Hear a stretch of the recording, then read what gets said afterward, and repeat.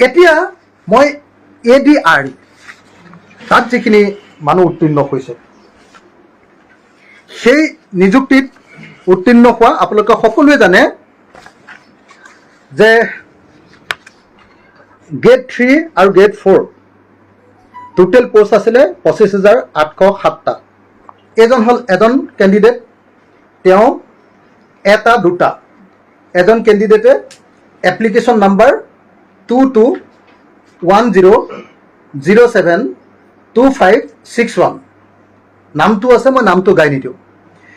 এই এপ্লিকেণ্টজনে পাছ কৰিছে public works building department establishment PWD junior এছিষ্টেণ্টত পাছ কৰিছে। আকৌ এই একেজন মানুহে পাব্লিক ৱৰ্কছ ৰোডছ ডিপাৰ্টমেণ্টত এবাৰ আকৌ SA পাছ কৰিছে। অৰ্থাৎ এজনে দুটা ডিপাৰ্টমেণ্টত পাছ কৰিলে, একেজন প্ৰাৰ্থীয়ে দুটাত পাছ কৰিলে। ইয়াৰ পিছৰজনে 4টাত পাছ কৰিলে, ফাইনেন্সত পাছ কৰিলে, ফুড এণ্ড চিভিল ছাপ্লাইত পাছ কৰিলে, ফাইনেন্সত জুনিয়ৰ একাউণ্টেণ্ট হিচাপে, accountant assistant, food and civil ছাপ্লাইত ছাব ইন্সপেক্টৰ হিচাপে, হোম এণ্ড পলিটিকেল ডিপাৰ্টমেণ্টত চাৰ্কুল অৰ্গেনাইজাৰ BDO হিচাপে আৰু পাব্লিক ৱৰ্কছত SA হিচাপে। এইটো 4টা পৰীক্ষাত পাছ কৰিলে। তাৰ পাছৰটোত পাছ কৰিলে, পাছৰজনে পাছ কৰিলে 1 2 3 4টাত। তাৰ পাছৰজনে পাছ কৰিলে 1 2টাত। তাৰ পাছৰজনে পাছ কৰিলে 1 2 3 4টাত। তাৰ পাছৰজনে পাছ কৰিলে 1 2 3টাত। তাৰ পাছৰজনে পাছ কৰিলে 1 2 3 4টাত। তাৰ পাছৰজনে পাছ কৰিলে 1 2টাত আৰু 8 নম্বৰজনে পাছ কৰিলে 1 2 3টাত।